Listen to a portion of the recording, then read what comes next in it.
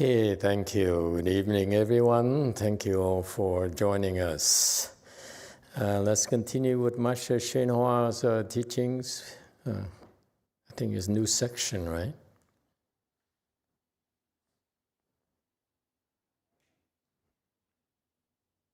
可是你要也要没有指招，要有所指招了，就不会判掉。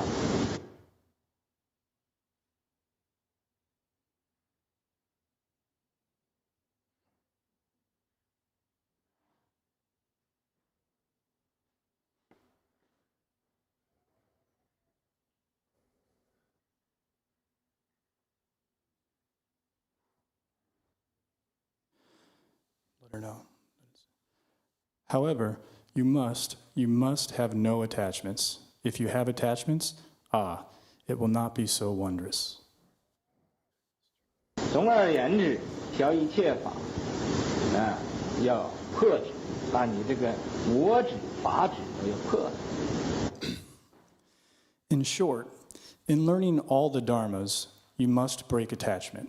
You must break both your attachment to self and your attachment to dharmas. All of it must be broken. 念佛呢，也应该破止，把这个指招破除了。In reciting the Buddha's name, you should also break attachment. Take this attachment, break and eliminate it. 那么你不单呢，你要能破除执着不单是往生那时候极乐，就是现在没往生也一样极乐。So you are not only, if you can break and eliminate attachments, not only at the time of rebirth is there ultimate bliss.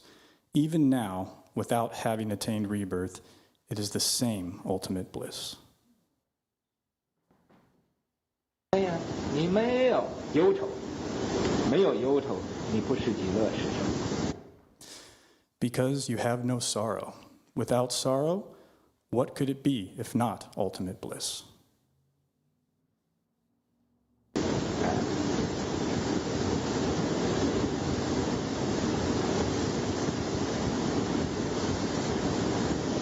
他们人做不到这个不忧愁。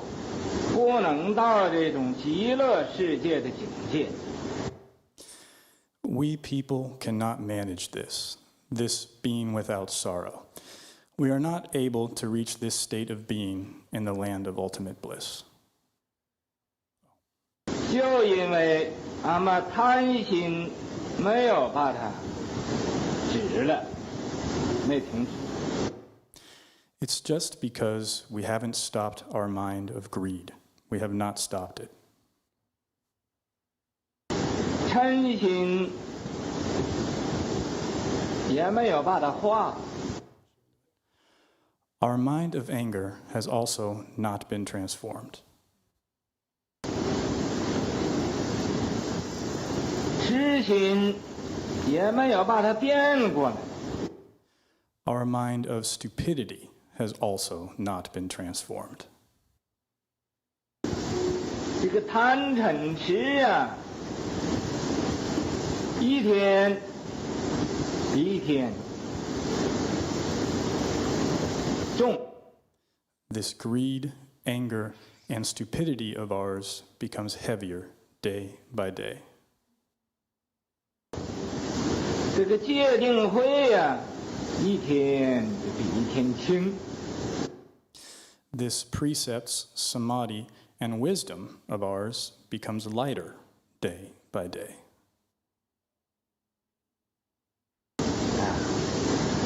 口说持戒，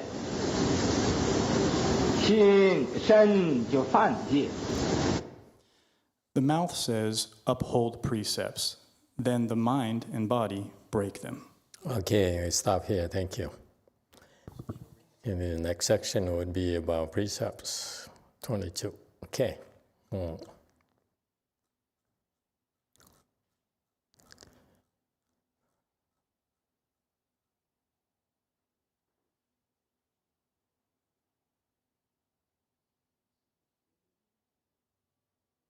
Do you realize how wonderful it is to be able to listen to his voice? That's how I feel personally. As I always regretted in my entire life is that I never could learn from him directly. I had to only learn from him indirectly through these tapes, through these books, through these translations, and so forth.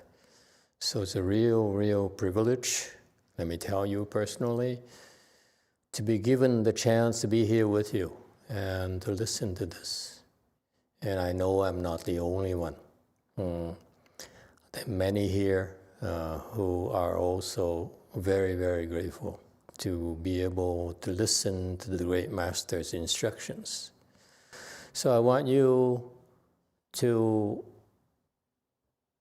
be more cognizant of that. And that is real luxury to be able to come to a place to listen to the great master's instructions.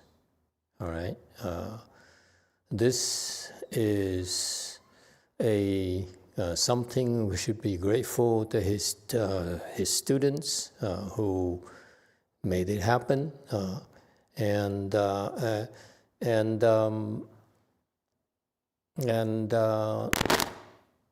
so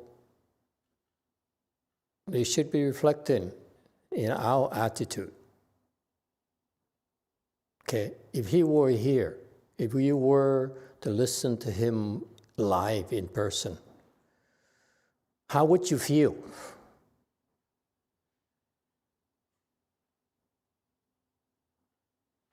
Okay, this is something that was never explained to me when I was at the temples. Every night, the introductory, we listened to him every single night.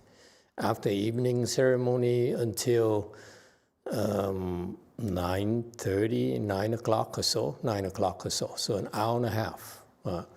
And it became like it's something we must do. And it never was instilled in me personally. That is a gift. It's a privilege. It is the chance to be able to listen to his voice and listen to his instructions. His instructions are, let me tell you, they're wonderful.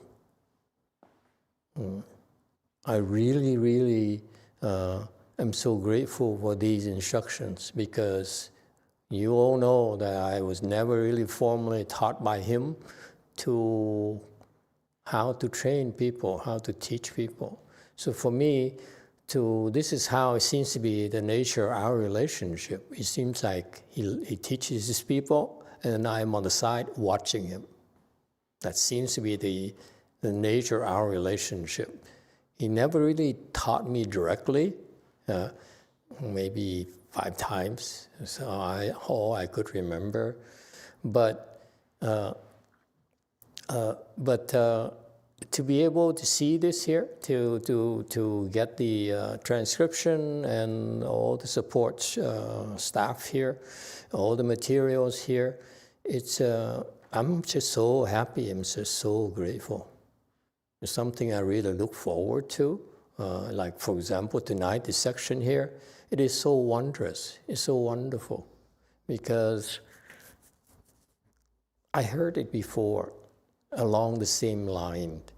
I couldn't understand it.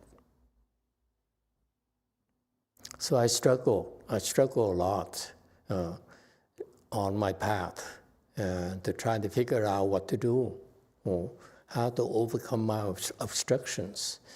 And now I come back and listen to this, I say, wow, this is exactly what we've been teaching you in a different way. In a way that I understood what I had to do myself personally. Not the same way he taught, but what he's teaching here is the right stuff, the foundation of what cultivation is in Mahayana.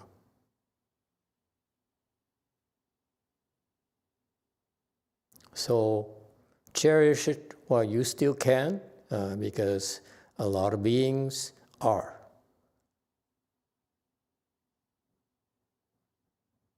Okay? And so concentrate. Forget about everything. Drop it. And listen.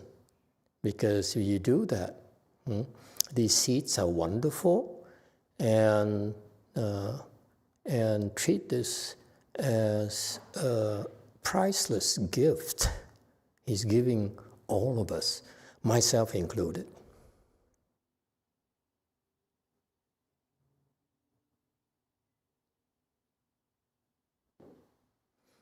All right, so this is the standard Chinese teachings.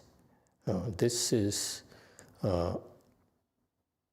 he says, it's not him, but I read this in other places as well. This is what all the great Chinese masters taught.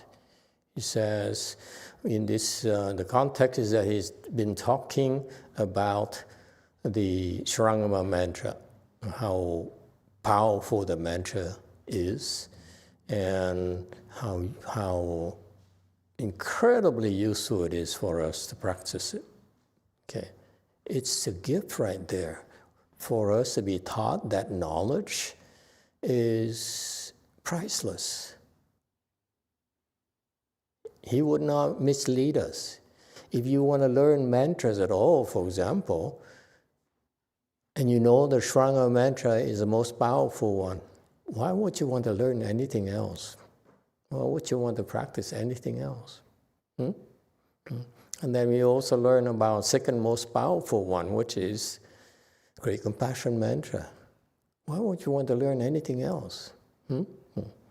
All right, so in the context of practicing mantras, he says you must have no attachments, because if you have attachments, you will not, the mantra will not be so wondrous, meaning that it's not as effective when you recite it. It's so fundamental. Think about it. If you've been reciting mantras, whether you learn a mantra from the Tibetans, from the Japanese, from even the non-Buddhist mantras, the reason they're not that effective for you because you still have attachments. It's a blanket statement for the secret school practice. That's number one. Ask yourself, okay? Number two, you also, this is so important for you as a standard. You say, if the teacher who teaches me still has attachments, then he does not wield the complete power of the mantras. See that?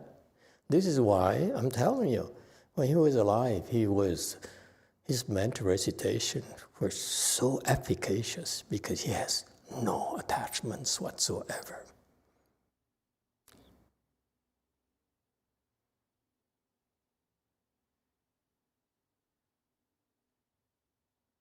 Okay? So this is very, very important part of your knowledge for you to know how to cultivate and for you to recognize who you should learn from.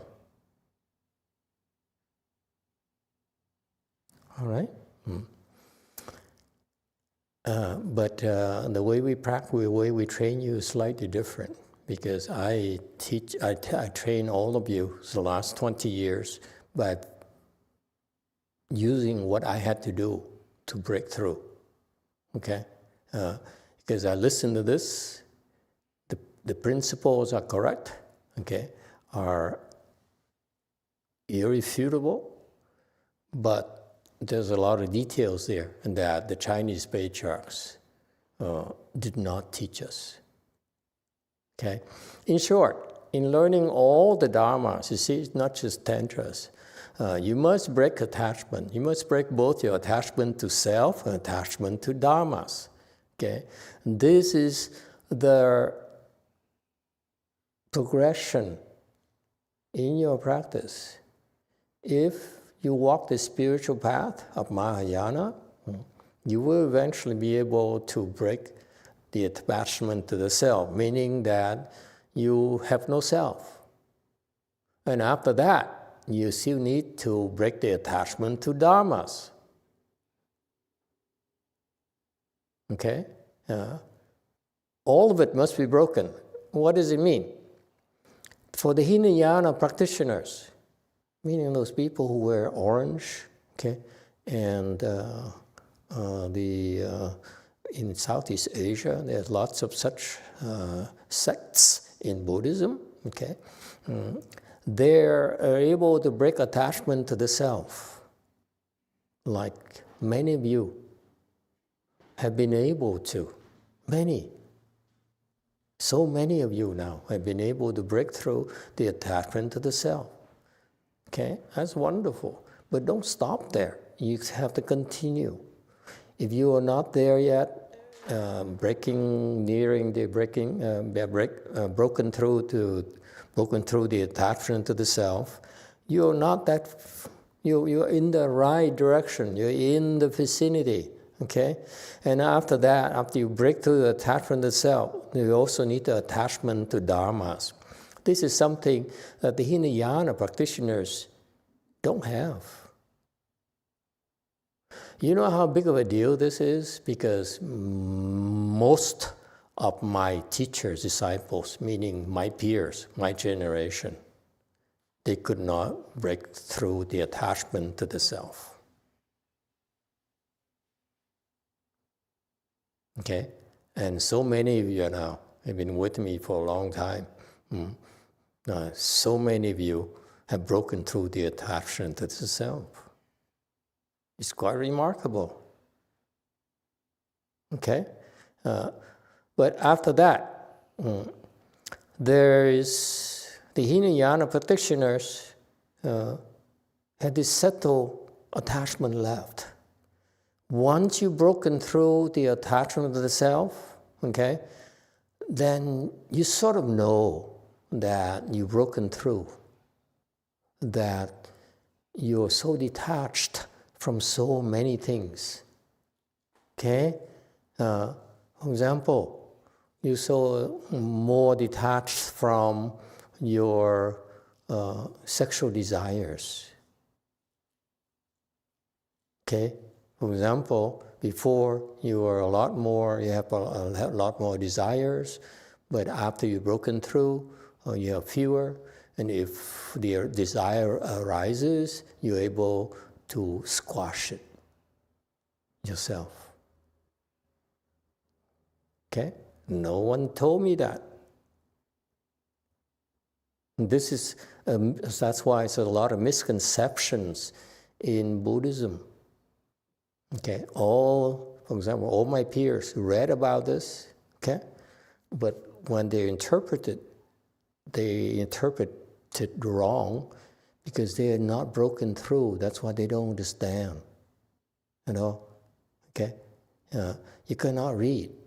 You cannot just read explanations, read from the books and think you understand. You have to do it yourself, and then you see, that's what it really means. Is that clear? All right? So there's a lot of subtleties here. But the teaching is so pervasive, is so universal. This is correct. This is the Buddhist wisdom. All right?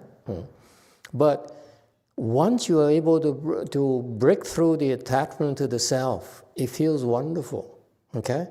But you still have an attachment to dharmas. What is he talking about? When you've broken through the attachment to the self, you're aware of that. You're aware that you're free from this thing called ego. You're aware of that. And your wisdom is unfolding. You said, I'm free from my ego. So before I wanted to have a red car so much. After I've broken through, I said, well, I don't know. It doesn't sound exciting anymore. You know what I mean? So those losers, they keep on talking about red cars. Don't believe them. Okay, they have not broken through. You got that? So it helps you discern who has wisdom, who doesn't. Number one. Okay? But for these people who have broken through, then they realize, wow, before the red car is so desirable. Now, well, it doesn't seem to be that big of a deal anymore. Okay? Okay, that's wisdom. You see that? And when you have that, you realize, oh, I can let go of my desires. Okay? That's freedom. Before, I had to have a red car to be happy. Now, I don't have to anymore. I'm still happy. And actually, I'm happier. Isn't it interesting? So that's why he said, I don't need to be attached to this. I don't need to be attached to temples. I don't need to be attached to disciples. I don't need to be attached to boys, girls. You see? And because of that, okay, you have the superior knowledge. You say, I can let go. Okay? Okay? Because it doesn't matter. This very subtle distinction. When you're there, you know, if you're there, you know what I'm talking about. And that is an attachment in itself. Am I making sense to you? You know that the red car is not a big deal anymore. You know boys are not a big deal anymore. Girls are not a big deal anymore. You're free. And that knowledge there is called attachment to Dharma. So the Hinayana practitioners, some of my peers got to this level, and they say, I'm so free. I'm going to close myself behind the four walls because I'm not attached to anything. I don't need your money. I don't need your adoration. I need nothing. I'm happier. I'm so happy that way. And they protect themselves from you. They say, I don't need you. You can't tempt me. I don't need nothing at all from you. And that's called attachment to the Dharma. See that? Unless a teacher teaches you, points it out to you, it's so easy for you to be tripped by this.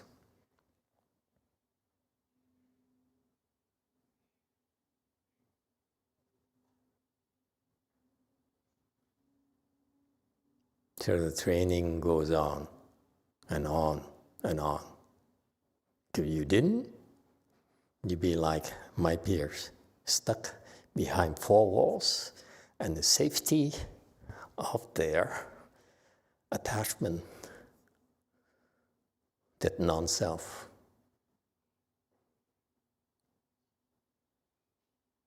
Is that clear?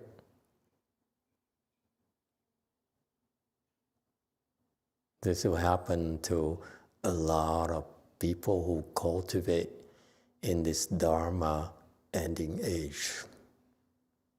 So many of them have this problem. So few are able to break through that attachment to that knowledge. That's attachment to the Dharma right there. Yeah? I can free myself. I don't need to be afflicted anymore. Okay? I'm so happy.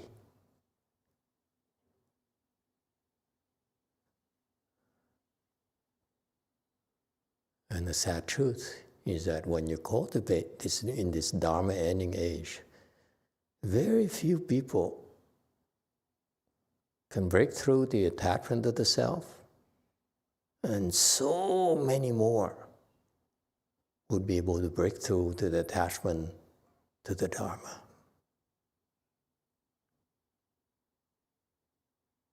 It's such a big deal, trust me. It's very, very difficult to break through to the next level of attachment to Dharmas. It takes a long, long time. It takes a lot of work. The way they do it.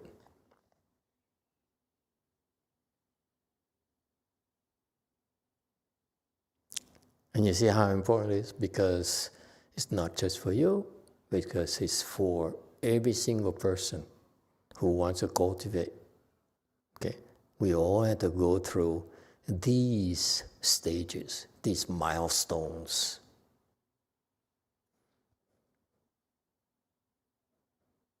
And it's so subtle that unless someone points it out to you, it's very difficult for you to see it. Case in point, okay?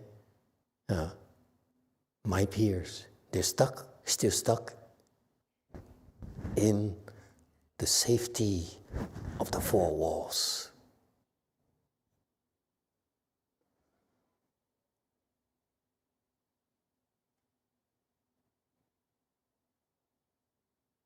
Yes, 3.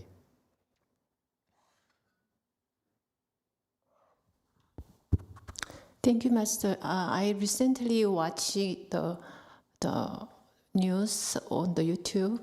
The 19 monks, monks of the pilgrimage, they walked for peace from Texas to the Washington D.C. to promote peace and unity and compassion. I watching their journey. So they stop by the small town or big city. All people come out to greet the monks. Some small town, they never seen the monks, Buddhist monks, but they very open-minded. They really happy to see them. They encourage them. Also, they offer the flower to the monks and offer the water. I think the monks give us some planting seed for them. They can give the offer to the monk. So isn't it very good practice? This is the Mahayana practice, kind of? Also, I have a question, maybe if you have more disciples, they're like monks, disciples, if you recommend that kind of practice? Yeah, that's a good question. It's commendable that many monks are able to do that. It's not easy to do, by the way. It's very, very difficult for you to be walking on the road like that. It's going through different domains where what you don't realize is that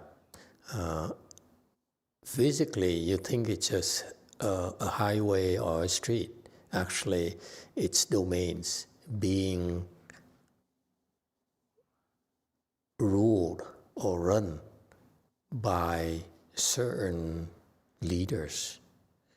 It's no different if you walk into a certain neighborhood, you are encroaching on someone's territory. Okay, on a big scale, for example, you go south here, another 2 hours, you run to Mexico. Okay? And you go into the ocean, now you run into the dragon's domains, and so forth. So we are being partitioned into different zones of influence. So for them to be able to walk, okay, long distances like that, they had to traverse a lot of different territories and domains. It's not an easy thing to do, okay? And think about the sun issues, the weather issues. It rains and the wind blows, and there sometimes you go through fires or earthquakes and so forth. It's rather dangerous. For them to be able to pull it off, it's remarkable. It's very commendable.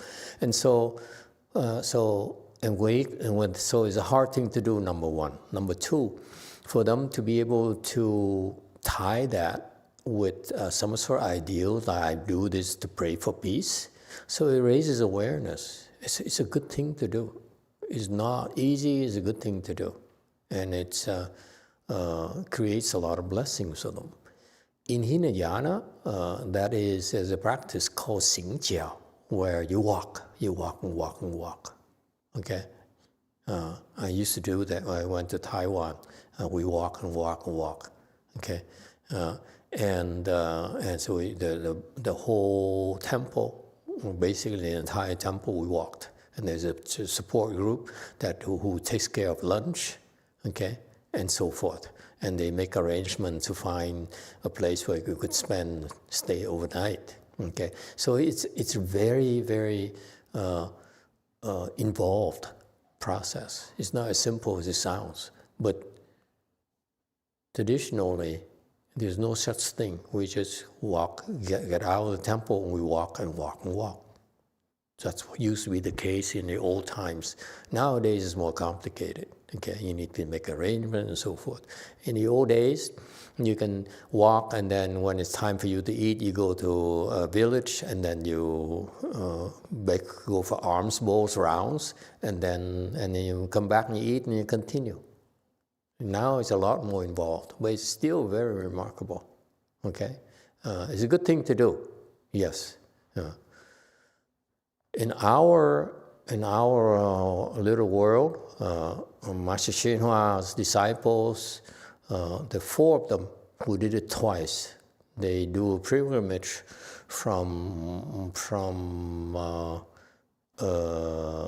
the one I remember. The couple ones is, I think one they went from Portland, Oregon to California, and the second one, more famous, is from Los Angeles to the city of 10,000 Buddhas.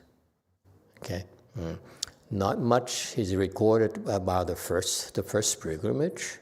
Okay, I think those people they both left the home life. They returned to lay life. Second group, there's two of them, and one is still a monk. He's a senior monk now. And the other has returned to lay life, but he's still around, okay? And so there's such a practice in Mahayana as well, and Master Hsuan allowed it to happen. And I read the journals of those people, and they went through a lot. And actually, Master Hsuan was protecting them along the way. It's very, very dangerous. They had to go through fires, get to go through storms, and so forth. Okay, some areas people were very aggressive. They threw rocks at them, and if they hit their head, they could get seriously hurt. Okay, and this intervention stopped. The rock threw at them, it stopped. Could not break through. Okay? And so we have similar practices. It's also under the guise of praying for world peace. Okay? It's a good thing to do. And actually, that guy even asked me when I was a novice to do it with him again in Vietnam, to pray for peace in Vietnam. I said, no, I don't like bowing. Sorry, not me. But he asked me, he said, I did that, and this is a wonderful thing. I think I'd like to do it again with you in Vietnam. Maybe go up in North Vietnam. And my first very immediate reaction is, no, I'm not interested. So I turned him down. It's a good thing, because I wouldn't be able to do my job. I was too afflicted. Yes, 5. Master, just curious, when you were listening to the Master Hsuan tapes, At the City of 10,000 Buddhas, did you ever discuss the tapes and pause and discuss with the Dharma brothers? No. Back then, what we did is we played his tape, and then when they reach a certain section, they stop, and then they would translate into English. It's a real wonderful thing. Couldn't understand Chinese at all. And so we listened to the translation, and then after the translation, they continue. And at the end, they have like 5 minutes of questions and answers, and half of which is translation as well. And so what happened is the younger monks and nuns could not answer the questions, so we sort of stopped, not even have a Q&A. And when the senior monks come to these events, they also only allowed 5 minutes, okay? And we're so conditioned that we didn't bother asking any question because there's no answers at all. No one gave us answers at all, okay? But we are still very grateful, very respectful to be able to listen to Master YongHua's teachings. And that is one of the treats for me when I was there. It's the best thing for me, really, to be able to listen to it every single day, an hour and a half, every single day. And I didn't realize how wonderful it was. Okay? As it turns out, at the time, for 4.5 years, I was very afflicted, very unhappy, very unimpressed. It calmed me down for an hour and a half every day. I didn't realize it. For an hour and a half, I got relief. Okay. Yes. 6. A Di Đà Phật, con muốn chia sẻ cho ở đây, con có đi bộ qua với ba vị thầy ở Sâm Hoan đi tới lót này đi bộ. Mà mình đi bộ là cũng nguy hiểm lắm. Thì trước khi người ta phát tâm đi cầu thế giới hòa bình đó, thì không biết năm bao nhiêu, cũng lâu lắm mà 20 mấy năm rồi. Cái người ta hăm dọa, miễn mà ông sư này đó có đi đó thì người ta muốn giống giết ổng vậy đó, biết không? Ổng là người bên Úc, ổng phát tâm qua đây, ổng đi bộ. Tại ổng có quen biết ở Hollywood những người diễn viên đó. Thì tụi con thì theo ông này đi thì người ta hăm dọa dữ lắm. Nó đi rồi đó, mấy người đó muốn giết cái ông sư này. Tại tự nhiên mà ở bên nước người ta mà qua bên này vậy đó. Xong thì con có phát tùng đi với thầy này đi khoảng 1 tháng. Mà ngộ lắm ha, mình đi bộ đó, đi tháng 11 này nè, nó lạnh kêu bằng không cỡ nào luôn.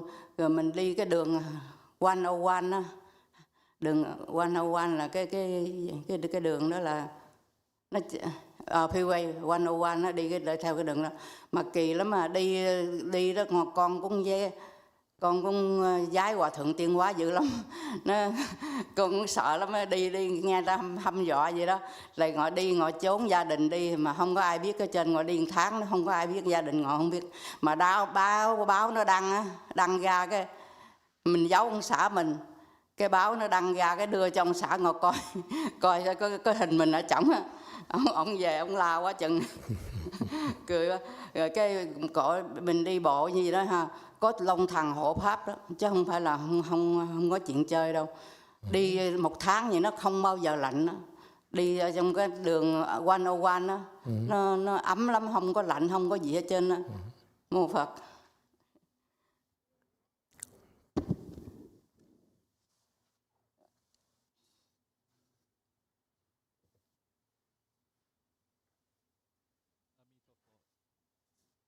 Emitofuo, Master, I would like to share that once I walked on foot with the 3 venerable monks from San Francisco to Los Angeles. Walking like that was very dangerous.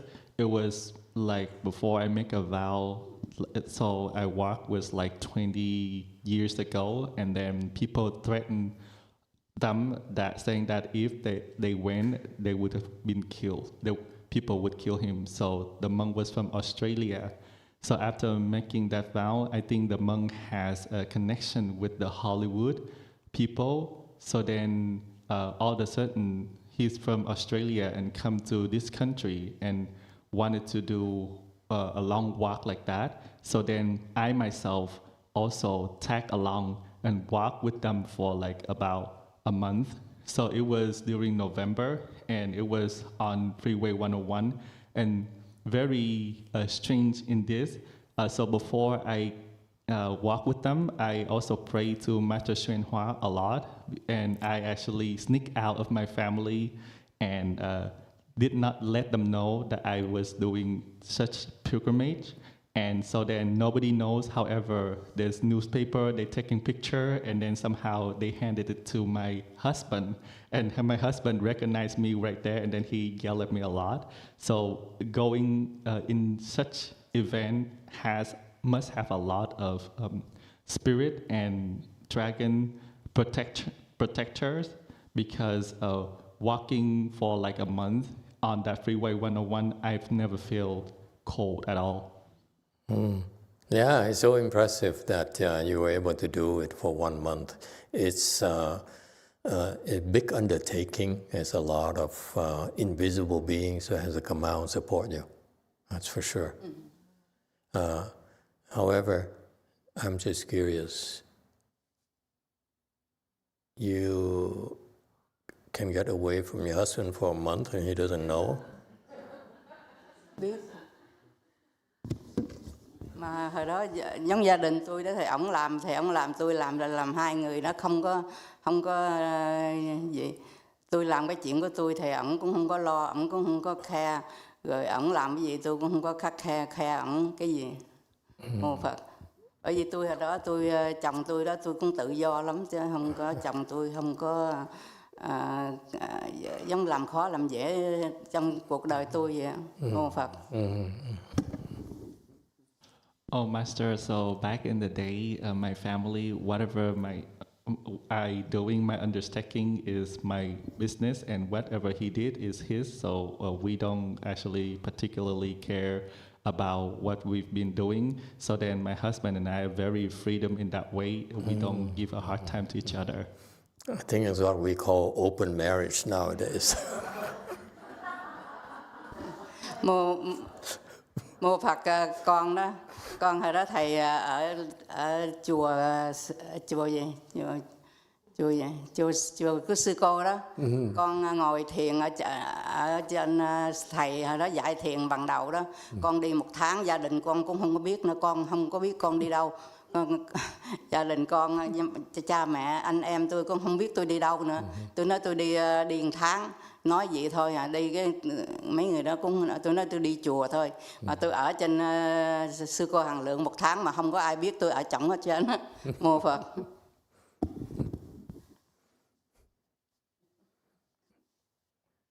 Emitofuo, Master, back in the day, I also stay at Venerable Bhikshunis, meditate there. So when you first came to the temple, first I also spent a month away from my family to learn meditation from you. And so all of people, my family, my mom and dad, and my brother and sister doesn't know what I'm doing. So I would just tell them that I'm going away for like a month. So I've just briefly say I'm going to the temple, and then Venerable Heng Liang back then, so nobody knows what I've been doing for like a month. I remember that. I remember the first time you came to the Chanchi at Lu Mountain Temple. I still remember. Okay, she and I are the same generation. She's a Guo. I'm also a Guo. Okay, so we are both disciples of Master YongHua, same generation.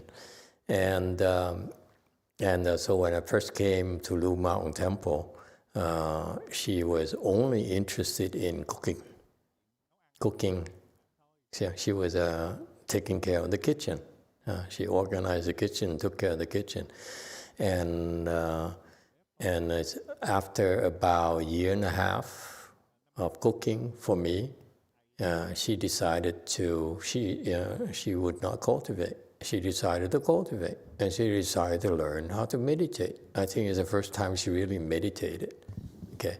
And she would come to the temple, stay there and sleep overnight there as well, sleep in the Buddha hall and so forth. And this woman is hardcore. And after she practiced, she reached, she made vast improvements in that 1 month. So the point here is that she really created a lot of blessings. That's how she was able to cultivate. Okay. Yes, 5. There's 2 YouTube questions. So the first one's from Diego Alfonso. Emitofuo Master, the state of no others, no self, no living beings, and no lifespan is the same as emptying the 5 skandhas? Thank you, Master. No, it's different. Okay. It's much higher. And the next question is Samson from Samson Lau. I also came, it's a Emitofuo Master, also came across this story and read that at the beginning of their journey, one of the monks got hit by a truck and had his leg amputated. Is this an example of getting into trouble by entering the domain of other beings? Yeah, probably. Yeah. It's rather dangerous, rather involved. It's not a casual thing at all. Okay, listen, when we declare to people, to the world, that you're doing this for pilgrimage, for peace, okay, everyone knows, everyone watches you, including your enemies. So they would love to get you into trouble and make you look bad, meaning that your cause now, your claims are sort of like diminished greatly if you get in trouble. Okay, which means that, for example, when Master Hsien disciples did these pilgrimages, Master Hsien had to protect them. Okay, so it shows there that in the particular case, the protection was not enough. It's not simply enough. There's also other problems I don't want to tell you. Okay, it's quite involved. It's a lot more work than you realize, and it's good. I can see why Master Hsien allowed his disciples to do that. Okay, number 1, because it's good to raise awareness of the Buddhist practice. There's such a thing in Buddhism, we do that. Okay, and it's appealing to people who don't know Buddhism to hear that we actually do things to pray for world peace and help the world. So it's a good publicity for Buddhism, which is okay for Master Hsien, great for him, because he's trying to raise awareness about Mahayana. So it's consistent with his goals. Okay, so it's very good in that sense. So these people helped him a lot. Help raise awareness, not only amongst the Chinese community, but also all sorts of different ethnicity as well, especially Asian communities and non-Asian communities. So it's a wonderful, wonderful thing. So these people who did that created a lot of blessings for themselves. So his disciples created a lot of blessings with him because it helped raise awareness of his Dharma. Okay, his Mahayana Dharma. So it's wonderful. So that's a reason. Number 1 is a very good thing to do. Number 2 is that these people, I feel, are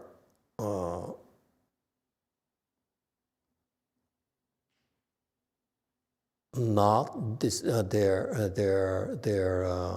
For example, Chan is not their specialty.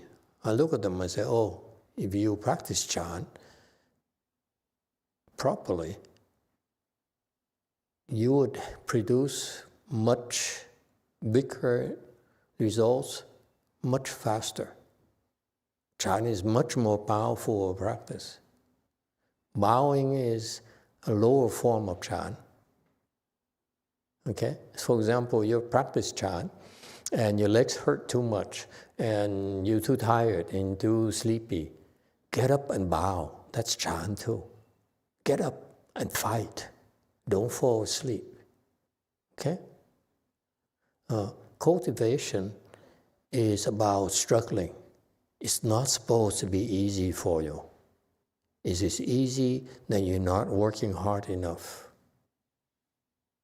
Cultivation is a struggle. So when I see you struggle, or the Chinese call it suffering, I think. I don't dare call it suffering because you Caucasian would run away from us, okay? But the struggle there is a sign that you're cultivating and you have a chance to break through. Okay, that woman there, when she first practiced Chan with me at Lu Mountain Temple, she did not ask for instruction. She knew what to do. And what did she do? She sat in half lotus for the entire month, and she made big giant strides forward. Before she's just big mouth, but after that, she became so much better.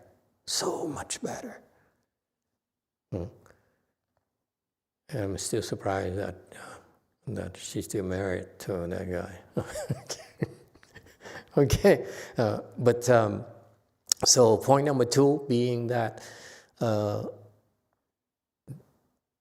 it also tells me that these people, for some people like them, they can only bow, they cannot meditate. Because there's some people who can meditate, I would not allow them to do that. Okay? Too slow for me. Okay? In fact, I was even considering allowing one of my disciples to do that pilgrimage as well, because I know he can't really meditate. But it didn't quite pan out. So it's a good thing to do, by the way. It's a good thing to do. This is an illustration that Chan has many ways of training, many ways of practices. Bowing pilgrimage is one form of Chan as well. Okay? We have many forms. And again, as I'm reminding you, you're working here and you're practicing at our way places and you're struggling, okay, you're falling asleep, you are tired and so forth. Get up, keep fighting, and bow. All right? It's very good for you. Yes, JC. 안녕하세요, 마스터. 저는 여기 온 지 지금 3개월이 돼가고 있는데 제가 모르는 게 너무 많고 한데 하나 여쭙고 싶은 건 저희 아빠가 이제 조금 많이 쇠약해지시는 것 같아요, 건강이. 그래서 마음이 좀 많이 아픈데 혹시 약사 위패를 하면 조금 더 건강해질 수 있는지가 궁금합니다. Hello, Master. It's been 3 months that I came here. I still don't know a lot of things, but I have a question. My dad has become physically very weak, so it hurts my heart a lot. Will it help his physical health if I request for MMB? Absolutely. You should get him an MMB. It's going to relieve, I will tell you this. The suffering has 2 forms, 2 levels. One is physical, and one is mental. What people don't realize is that the suffering is the one part is your body suffers. Okay, it's in pain. Okay, what people don't realize, especially for older people, is that there's also mental anguish. That they said, why is it happening to me? I used to have no such problems. My body is in pain now, I can't function anymore. It's a lot of mental anguish. They get depressed, by the way. Okay, so the mental anguish there is not something that medication or counseling or anything can help. Okay, and that precipitates your decay, your body decay. Be careful, folks. As you get older, and you have to be careful with mental anguish. Your body will fail, that's natural, okay? But there's no need to get anguished about it. Why shouldn't you be anguished? Because you know it's a temporary phase in your life and you have a good ending awaiting for you. Because after you pass, okay, we'll try our best to help you go to the Pure Land immediately, as soon as possible. So there's no need to be anguished, okay? Don't fall for that, okay? So, but ordinary people, they don't have that luxury. What you don't realize that everyone goes through this process of mental anguish. All right? That's why most people will fall for that reason. So if I were her, I'm very sorry that's happening to her dad, okay? I would do two things for him. Number one, get him a pre-49 days so that he goes to the Pure Land. So you know that he'll be taken care of quickly, more quickly, by getting a pre-49. You get a regular 49, it takes longer. You get a pre-49, he can go to Pure Land a lot faster. This is American Pure Land now. They don't have it in Asia. The traditional Asian Pure Land Dharma, they don't have it. Okay? Why not? Because they're afraid. People, when we first introduced it, our Asian disciples said, so does it mean would this speed up my death? I said, probably, but don't worry about it. I'm kidding, of course. And so get the pre-49 day for him to make sure he goes to the Pure Land, so he'll have a good ending. And number two, I would get a 1-year MMB for him as well to help him with his physical and mental pain. Okay, that's what I would do. And this is, by the way, this is one of the best things possible you can do for your loved ones.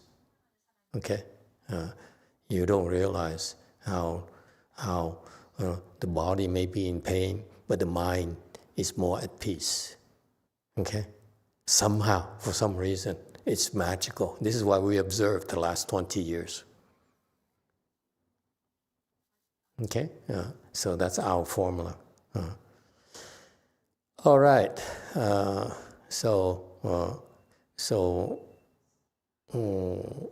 right. Don't worry, that if you can do that, and then your dad will be taken care of. He has something to look forward to. Should have no more fears. Should have no more fears yourself, and then the medicine master blessings will relieve him with a lot of pain and physical, and in particular mental. Okay, a lot of people go through this mental pain, mental anguish, mental suffering, depression, and they cannot express it to others. Especially when you get older, then you understand what I'm talking about. You know, you feel useless, you feel a burden, you feel all those things on top of your being sick. Okay, so many reasons to feel bad about yourself, about your conditions.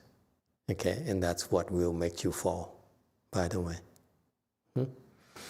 Okay, next slide.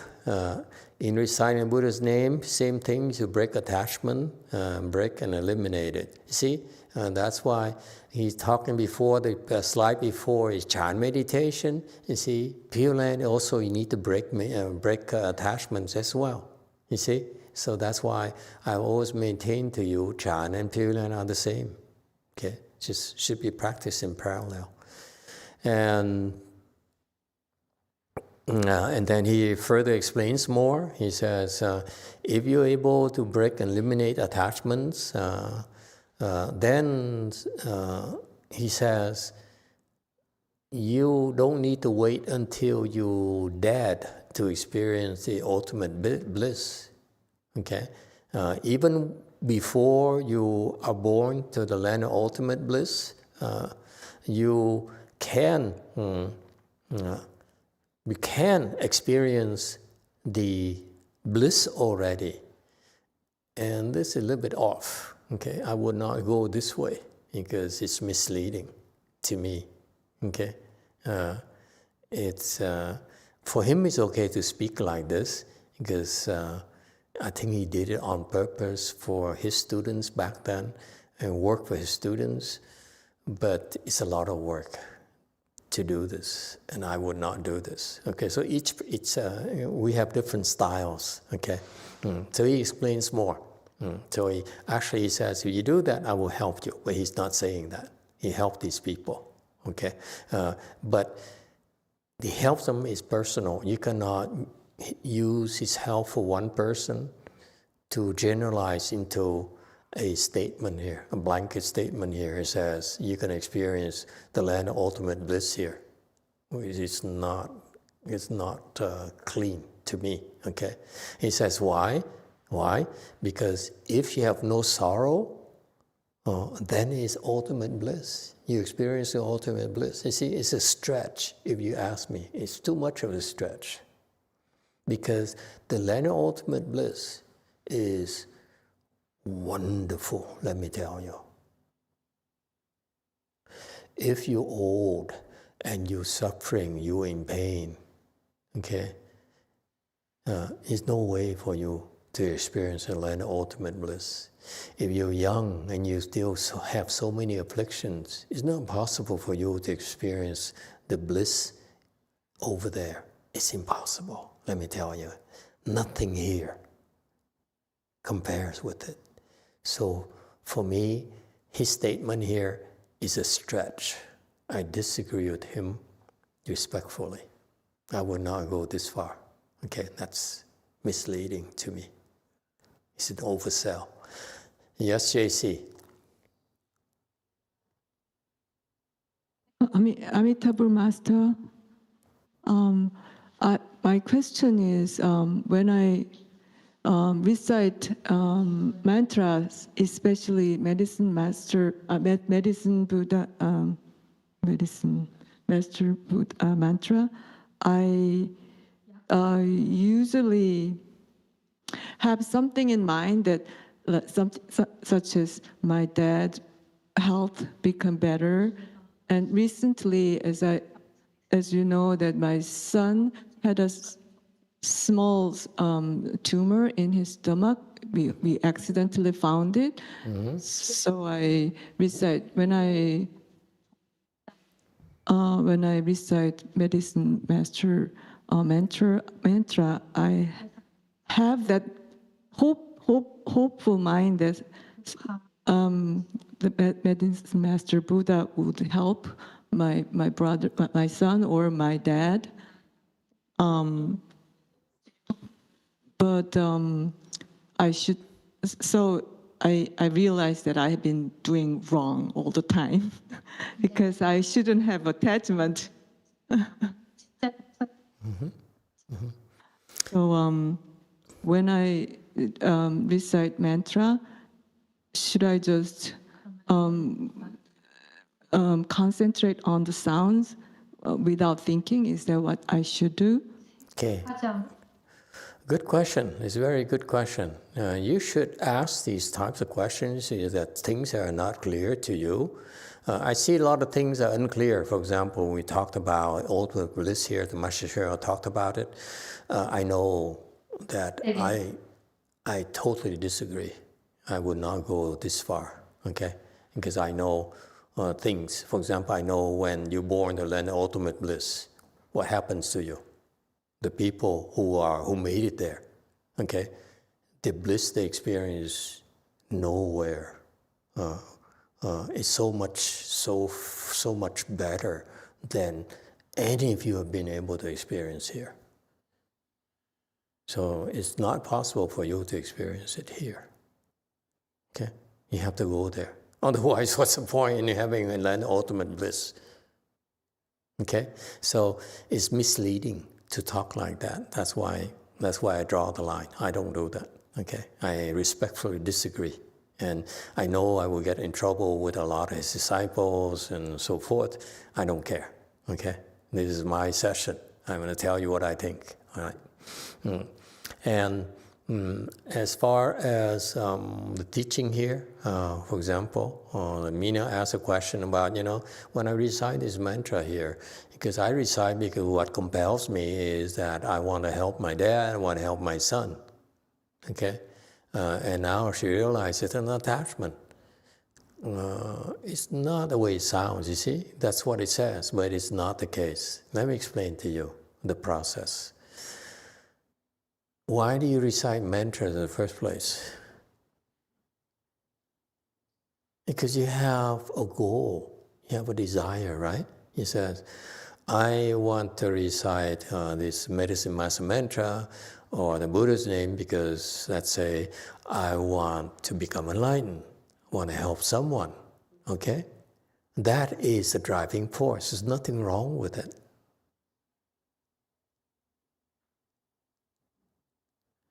If you didn't have the drive, the desire to do it, then you wouldn't be doing it.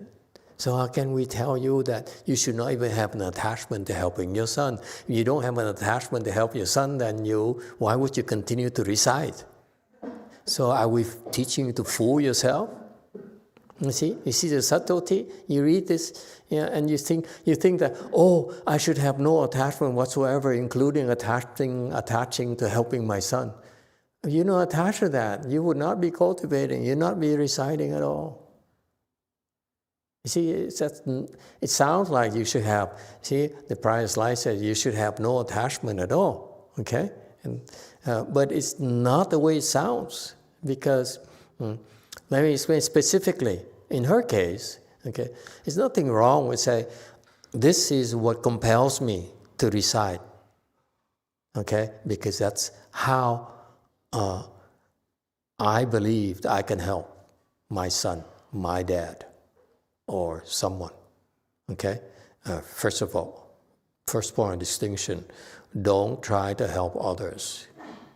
There's exception, you need to help your family, members, like your son, your dad, your mother, it's okay.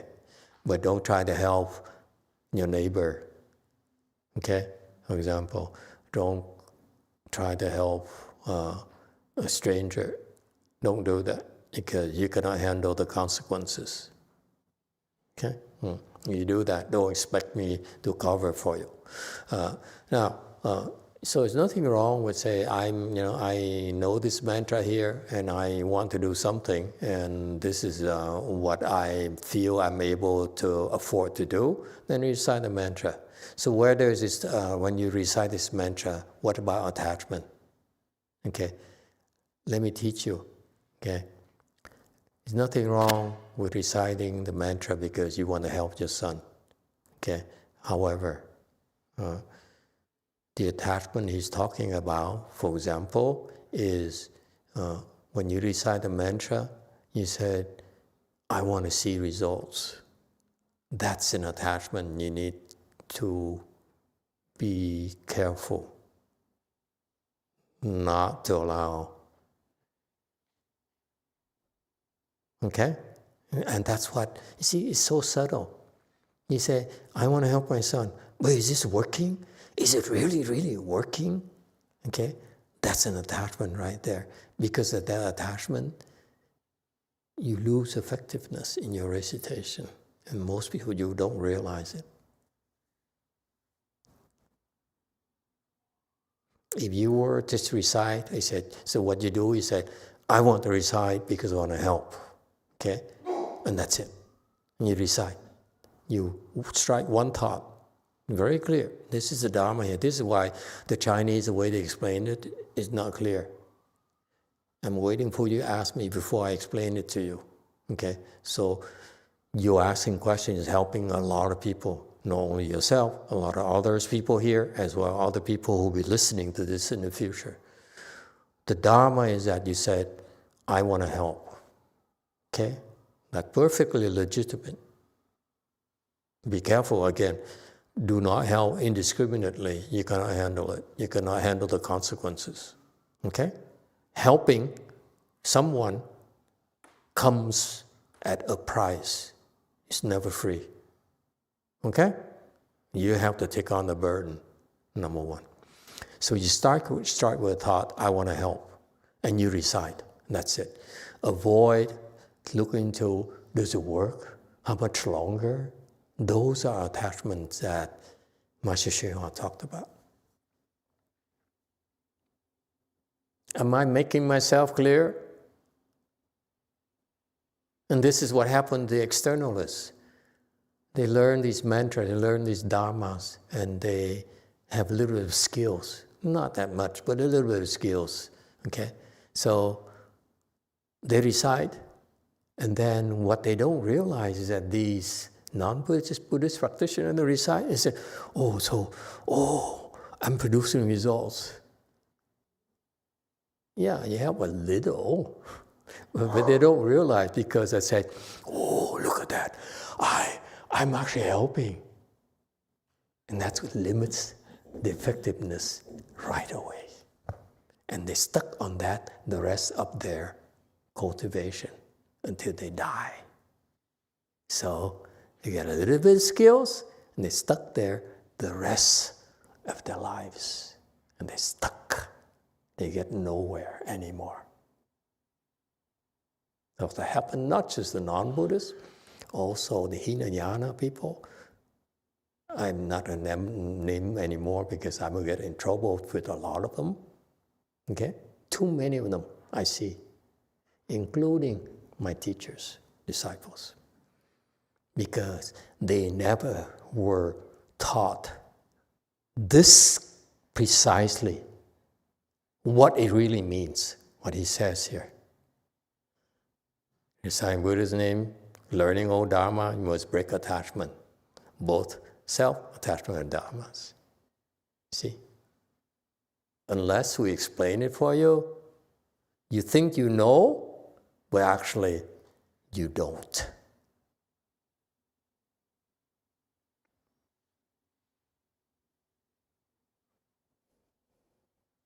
This is why you faster, because they'll catch you. I said, no, don't do that. Okay, yeah, that's the right way.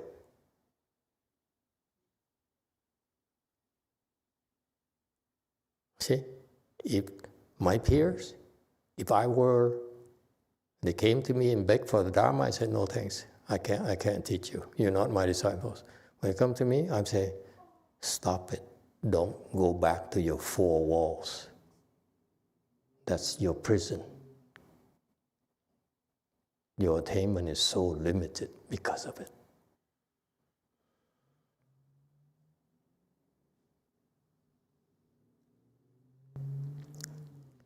You do things you don't realize you're entrapping yourself. We see it, but we can't tell you.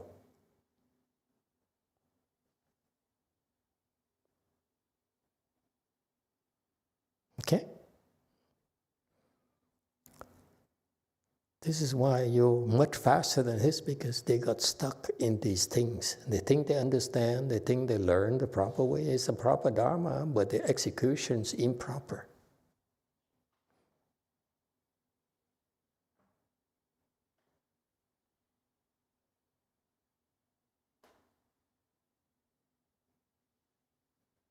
If Guyin were to listen to me 20 years ago, she'd be a lot better off right now, a lot healthier.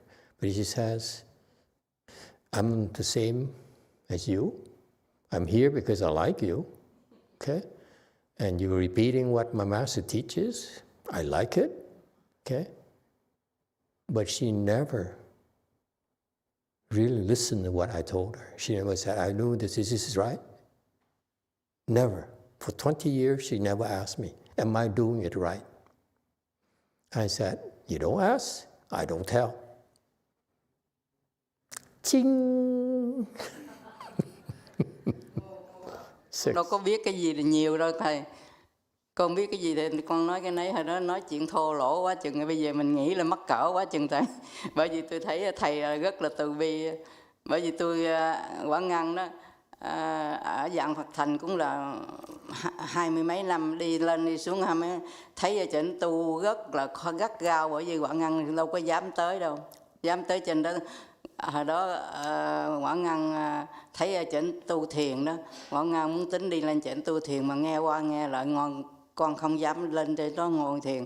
Tới sau này thầy có ở dưới này cái ngồi thiền đó, để tôi phát tâm để xuống này ở đây với thầy ngồi thiền, mà tôi thấy thầy dễ quá chừng.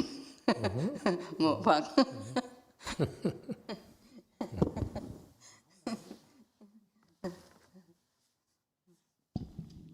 Emitofuo Master, back then my words, what I say is very coarse and vulgar, but that's why Master is very kind and compassionate.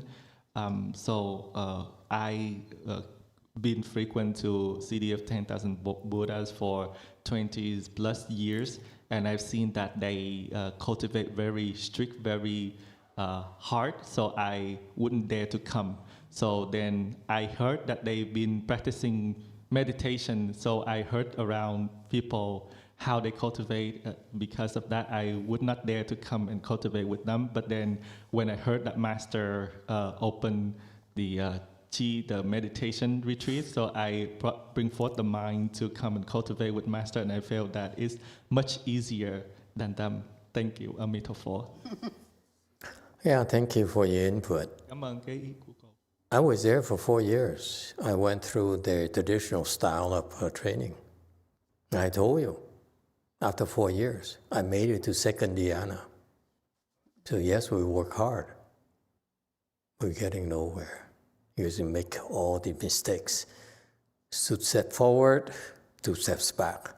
2 steps forward, 1 step back. 2 steps forward, 3 steps back. And we didn't realize it. That's why. Okay. And this is what's wrong with the traditional style of training. Stick to it. It's safe. Okay. But it's too slow for me. Yes, 5. A YouTube question from Patricia in Tunes 5667. Master, are affirmations useful? For example, telling myself my mind is strong, my body is healthy, to help me overcome afflictions related to health? Thank you. Why do you need affirmation? Just do what you're told.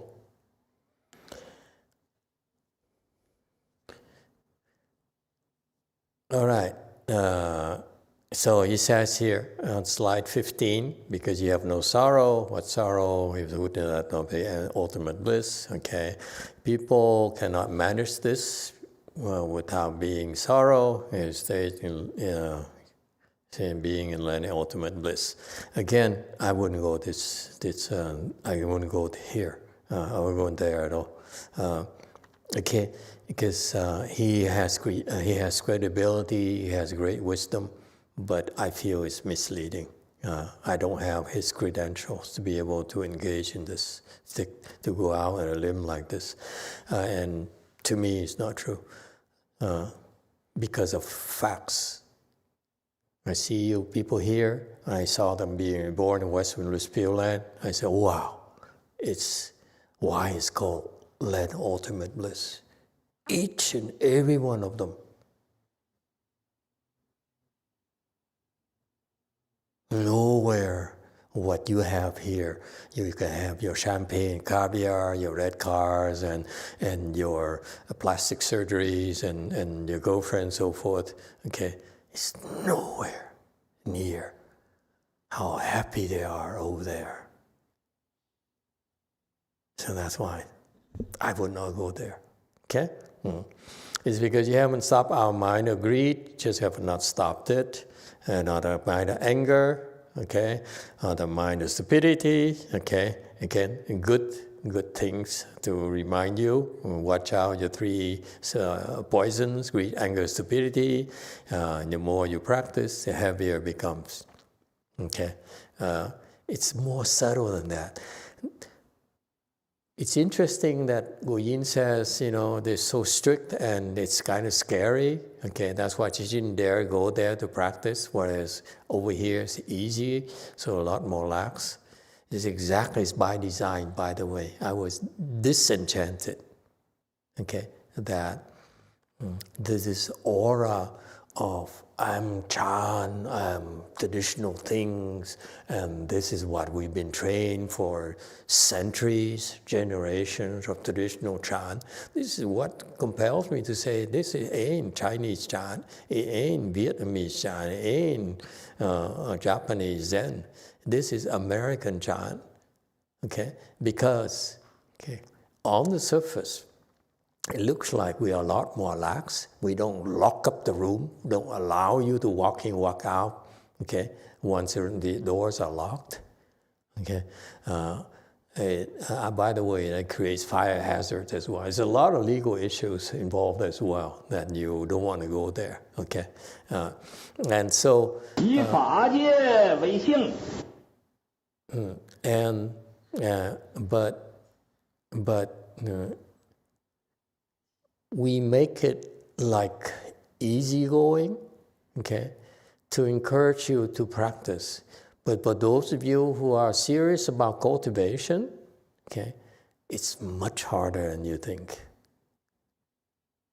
10 times harder. We're not attached to marks. I don't need to attach to marks to tell you, to prove to everyone that we work much harder, we're much more effective. It's you, your results. I see it in you. Okay, let me explain to you for your consideration. Because it happened to me. I was there for 4 years, 4.5 years. And I was so hungry for instruction. I said, am I doing it right? Please tell me. What else do I need to do? And no one could answer me. All we taught is that sit in the corner, follow the schedule, that's it. You have a question, no answers. So for 4 years, I was hoping for some answers. Asking everyone. Okay? And I went to other temples, same thing. They're so strict, they say, don't move. If you move, we beat you up. It's a very traditional way. But what is the problem? The problem is that when I have an issue in my cultivation, no one explains to me how to overcome it.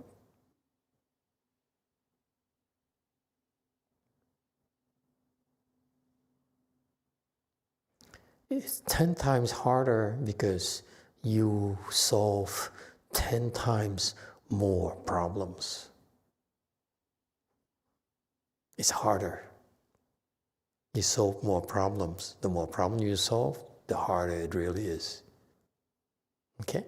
Yes. 6. A Di Đà Phật và thầy. Tại vì con theo thầy đó ở đây thì con thích thầy có làm cái bài vị giảng sanh. Con ao ước dữ lắm. Ngày xưa đó con giảng Phật thành con cũng có nghe qua ở trển cũng có làm bài vị giảng sanh, mà con tự nhiên con có một cái phiếu liền không mấy gì thích gì đó. Mà tới sau này con nghe thầy ở dưới này thầy có làm bài vị giảng sanh, trời ơi con nghe làm như trúng số vậy đó. Con mừng quá chừng á. Tới sau này con mới nghe thầy có cái con mới ở dưới này làm bài vị giảng sanh nó dễ dàng hơn, nó suôn sẻ hơn. Mô Phật.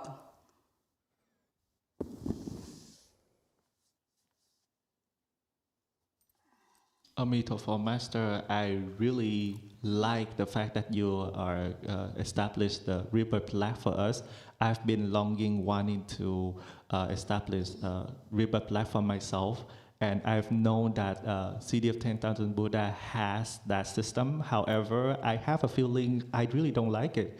But then later on, I've heard Master establish the rebirth flag for us. When I heard that, it feels like I'm just winning a lottery. My happiness fills up my heart, and to the point that I established that, and you make it very easy and very smooth for us.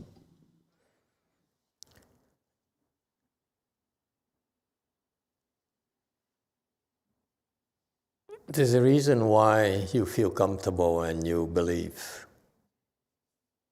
But I don't want to explain too much because it causes problems for others.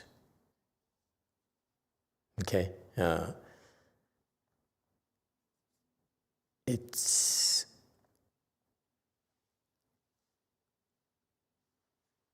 only Master YongHua understands Pure Land Dharma door. I can't think of anyone else. Not his disciples, not anyone else. Okay? And when he was here, when he was alive, he helped a lot of people go to the Pure Land. Not all of them, a lot of them. Many disciples fell to lower realms when he was alive, as well as, of course, after he died as well, okay? Because he has his reasons. But he was able to selectively help people go to the Pure Land, and I never explained to them how and why, never taught them why and how to do it.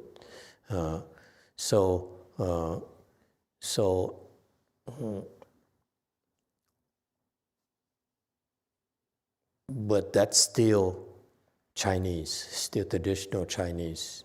I feel that it's not as effective for our generation or future generations. That's why we don't call it, we call ourselves American Pure Land, which is different from his Chinese Pure Land, Dharma door. Okay? Much more complete, much more powerful. Because American is, oh, never mind, that's a joke. Yes, JC. Thank you, Master. Since I mentioned about the tumor of my son's stomach, I should tell you the result of biopsy. It turned out that it's a benign tumor of muscle. That is not the malignant one that I was worried a lot. And thank you. Thank you so much for your help. And I requested for the As You Wish flag. I see. Well, I'm glad. Thank you so much, Master. I think your recitation helped tremendously. That's why it happened. Thank you so much, Master.